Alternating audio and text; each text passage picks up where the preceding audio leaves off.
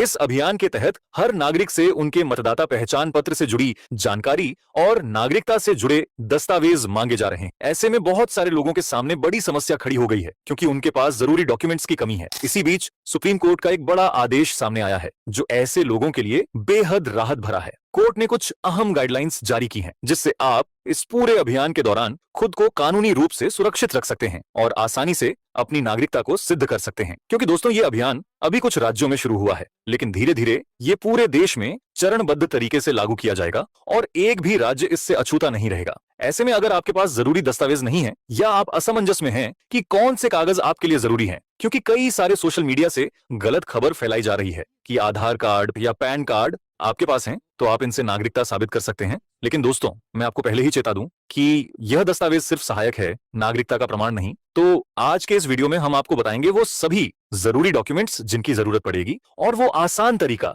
जिससे आप अपनी नागरिकता को आसानी से साबित कर सकेंगे। लेकिन दोस्तों उससे पहले अगर आप चैनल पर नए हैं तो वीडियो को लाइक और चैनल को सब्सक्राइब जरूर कर लें ताकि समय समय पर आपको ऐसी जानकारी मिलती रहे। तो चलिए जानते हैं विस्तार से। तो चलिए दोस्तों अब बात करते हैं कि आखिर वो सुप्रीम कोर्ट की गाइडलाइन क्या है और आप इन सारी परेशानियों से कैसे बच सकते हैं। दोस्तों हाल ही में चुनाव आयोग ने सुप्रीम कोर्ट को एक बड़ी बात बताई है। चुनाव आयोग का कहना है कि नागरिकता साबित करने के लिए आधार कार्ड, वोटर आईडी कार्ड और राशन कार्ड को वैध दस्तावेज नहीं माना जाएगा। खास तौर पर जो ये स्पेशल इंटेंसिव रिवीजन अभियान चल रहा है उसके दौरान अगर आप इन दस्तावेजों को दिखाकर अपनी पहचान साबित करना चाहेंगे तो चुनाव आयोग उसे स्वीकार नहीं करेगा। अब यहीं पर सवाल उठता है, जब ये सारे दस्तावेज सरकार खुद बनाती है, इन्हें खुद जारी करती है, तो फिर नागरिकता साबित करने के लिए इन्हें वैध क्यों नहीं माना जा रहा? Aadhaar card, voter card, ration card ये सब तो भारत सरकार के ही बनाए हुए पहचान पत्र हैं, लेकिन फिर भी इन्हें अवैध मानकर किनारे किया जा रहा है। अब ये बात सीधी सी है दोस्तों, इससे आम आदमी की परेशानी और भी ज्यादा बढ़ने वाली है। लोग भ्रम में आ जाएंगे कि आखिर अब कौन सा दस्तावेज मान्य है और कौन सा नहीं। तो ऐसे में अब हम आपको यही बताने जा रहे हैं कि इस स्थिति में आपको क्या करना चाहिए, कैसे आपको अपना सही दस्तावेज तैयार रखना है और सुप्रीम कोर्ट की गाइडलाइन है उसे फॉलो करके आप कैसे आसानी से इस मुसीबत से बच सकते हैं। तो चलिए अब आपको बताते हैं उन जरूरी दस्तावेजों के बारे में जो सुप्रीम कोर्ट ने मान्य माने हैं और जिनके आधार पर आप बिना किसी टेंशन के अपनी नागरिकता को सिद्ध कर पाएंगे। तो चलिए दोस्तों अब जान लेते हैं कि आखिर कौन कौन से दस्तावेज ऐसे हैं जिन्हें सुप्रीम कोर्ट ने नागरिकता साबित करने के लिए वैध माना है और जिनके आधार पर आप आसानी से इस परेशानी से बच सकते हैं। अब सबसे पहले तो यहाँ चुनाव आयोग ने और सुप्रीम कोर्ट ने ये एकदम क्लियर कर दिया है कि आधार कार्ड सिर्फ एक पहचान प्रमाण है, नागरिकता का नहीं। यानी आधार कार्ड से आप सिर्फ अपनी पहचान बता सकते हैं लेकिन यह ये साबित नहीं करता कि आप भारत के नागरिक हैं। अब देखिए इससे बड़ा उलझाव और क्या होगा। सरकार खुद आधार कार्ड बनवाती है और फिर कहती है कि इससे नागरिकता नहीं मानी जाएगी। अगला बात करें राशन कार्ड की, तो यहां बोला जा रहा है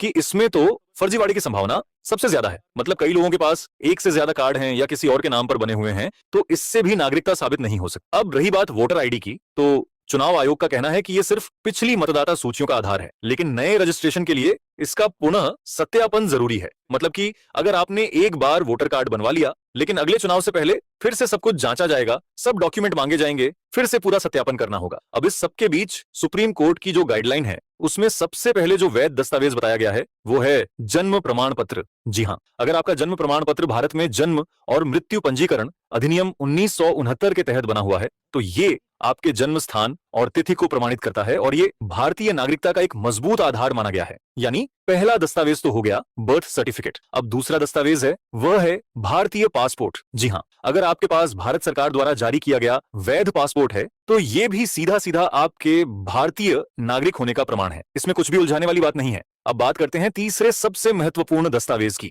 जो कि है नागरिकता प्रमाण पत्र यानी सर्टिफिकेट ऑफ सिटीजनशिप। तो अगर आपने नागरिकता अधिनियम 1550 के तहत भारतीय नागरिकता प्राप्त की है तो आपके पास यह सर्टिफिकेट होना चाहिए। अब यह किसके आधार पर बनता है? तो देखिए कुछ मामलों में ये आपके माता पिता या दादा दादी के भारतीय नागरिक होने के प्रमाण पर निर्भर करता है। खासकर अगर उनका जन्म अविभाजित भारत में हुआ था, मतलब बंटवारे से पहले के भारत में, तो उनका बर्थ सर्टिफिकेट या कोई और नागरिकता संबंधी दस्तावेज दिखाकर आप अपनी नागरिकता साबित कर सकते हैं। तो दोस्तों यहाँ पर जो सबसे बड़ी बात निकल कर आ रही है कि सुप्रीम कोर्ट ने अब साफ कर दिया है कि कुछ दस्तावेज नागरिकता का सीधा प्रमाण नहीं माने जाएंगे, लेकिन इसका मतलब ये नहीं है कि आप पूरी तरह से फंस गए। कुछ अन्य दस्तावेज हैं जो परिस्थितियों के अनुसार सहायक प्रमाण के तौर पर इस्तेमाल किए जा सकते हैं। अब जैसे क्या क्या दस्तावेज, जरा देखिए। अगर आपके पास जमीन या प्रॉपर्टी से जुड़े कोई रिकॉर्ड हैं तो वो चल सकते हैं। आपके स्कूल या कॉलेज के सर्टिफिकेट, बोर्ड या यूनिवर्सिटी द्वारा जारी कोई दस्तावेज, बैंक, LIC या पोस्ट ऑफिस का रिकॉर्ड, या फिर अगर आपने कभी सरकारी नौकरी की है या सरकारी उपक्रमों में काम किया है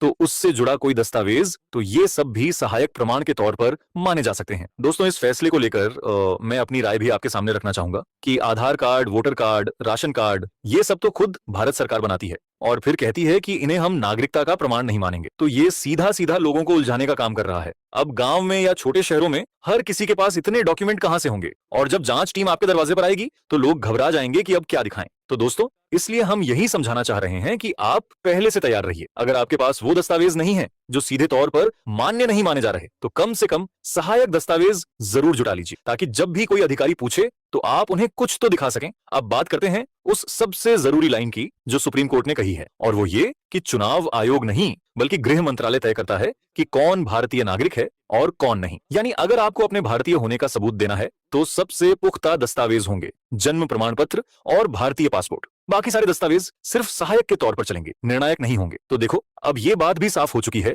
कि नागरिकता का निर्णय चुनाव आयोग नहीं ले सकता, गृह मंत्रालय ही आखिरी फैसला करेगा। इसलिए जो लोग घबरा रहे हैं या भ्रम में हैं, उन्हें अब ये बात समझ लेनी चाहिए। और आपको याद होगा, जब CAA और NRC का मुद्दा चला था, तब संसद में खुद गृह मंत्री गरज रहे थे, लागू होगा तो होगा। तो अब वो ही सब असल जिंदगी में धीरे धीरे लागू होता दिख रहा है। इसलिए अब समय है सजग रहने का, जागरूक बनने का।